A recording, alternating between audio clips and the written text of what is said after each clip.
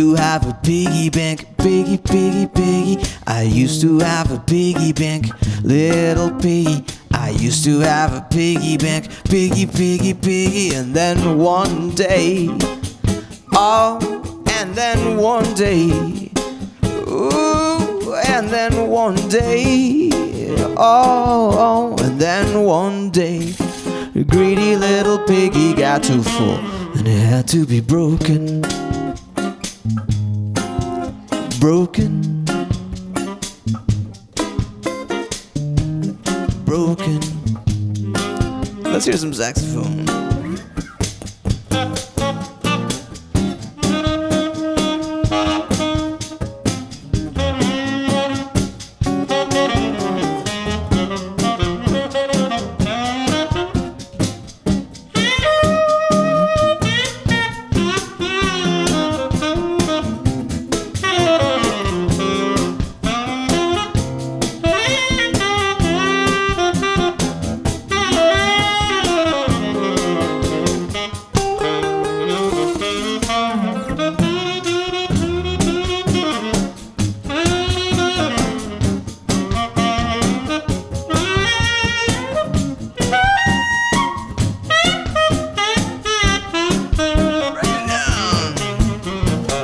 To have a piggy bank, little piggy.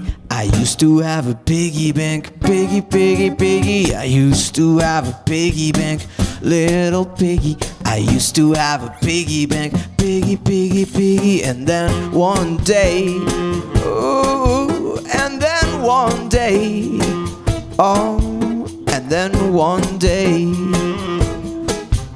and then one day. A greedy little piggy got too full and it had to be broken. Broken. Broken. Intro one time.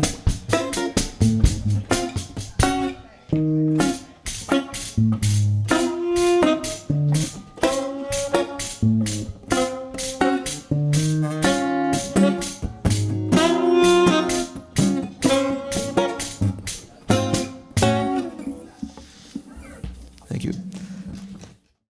Hey, this is Miles Webb with PSUTV. We're here with Martine Zarzar. I want to thank you guys for playing for us, first off. And when can we see you play again? When's your next show? That's a really good question. I have no idea. All right.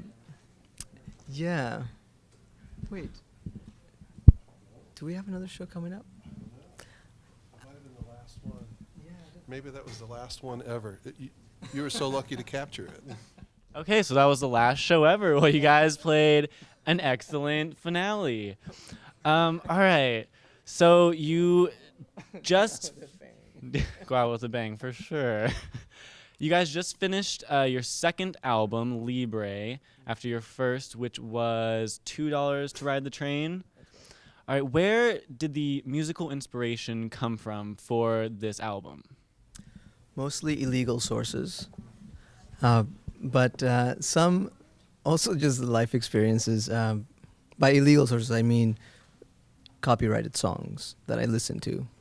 No, I'm totally kidding. I hope that you can edit this, but if you can't, then so be it.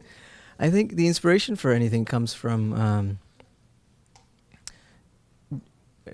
It seems like every single song that I've written for each album has to do with somebody that I know, or a particular experience. They tend to be very specific, and they tend to be associated with people and life experiences.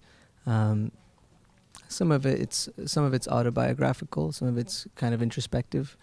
A lot of things are musically driven, not so. There's inspiration for the lyrics, and then there's just the interaction with music and just the simple or complex, but the exploration of music without any other concerns leads to melodies and to rhythms and to things that then coalesce and into stories and somehow relate to where the lyrics come from. Sometimes the lyrics come from the melodies, sometimes the melodies come from the lyrics. and there's also some instrumental music on both albums. I was looking on your website, and you had a song win an Independent Music Award for Best Children's Song. The song was Piggy Bank. What was the inspiration for that one? I think it's kind of interesting. So, Piggy, I'm glad you asked because it's a strange story. Piggy, Piggy, Piggy was written as I was just sort of having fun with a very dark subject, which was the financial bailout of the recent years, and I was kind of, I guess I was kind of angry about it, but I was also looking for comic relief, and I saw a piggy bank that my brother had given to me. It was something that he made out of clay, and it was painted, and it was kind of staring at me from my bookshelf at about 4 a.m. As I was ready to go to bed, and the song just kind of all happened. It just sort of came out, and I wrote it down, and I, found some accompaniment for it, and that was pretty much how it was done. Didn't really change much from that point, but then it went on to win the Independent Music Awards for Best Children's Song, which was totally unexpected, and the idea to submit it as a children's song came from a couple of people. One was Sean Ghazi, who was my studio roommate at the time. I have a small recording studio in downtown Portland, and he was sharing the space with me, and so we were talking a lot about music, and so he suggested that I send it as a children's song, and I think he was sort of joking, but it was a good idea. And the other person who encouraged me to do that, I wasn't going to send anything to any awards. I don't really know how the music business works. Although I should, because I've been in it since I was 15, but I still really don't know how it works. I tend to just write music and not worry about the other things. But the other person was Dave Egar, who is a cellist and pianist and composer. He's had an incredible career, and he's on both albums. He does all the string work. And he plays the string work. All right. So I think an interesting question that I've seen in other interviews that I'd like to ask you guys: what is your favorite word? The entire English vocabulary. Your favorite word? Parsimony. Parsimony. Huh. That's a good one. Do you have a favorite word, Simon? I normally don't pick favorites, but the one that comes to mind is penumbra. Penumbra. Okay. 2 P words. David, what's your favorite word? Wow, I like them all. I like them all so much. That's tough. It may be community. I actually have another favorite word. This was made up by David Evans. It's clariphone. And what does clariphone mean? Clariphone is our name, well, David's name for the clarinet. And I like it more. I think it should be called clariphone.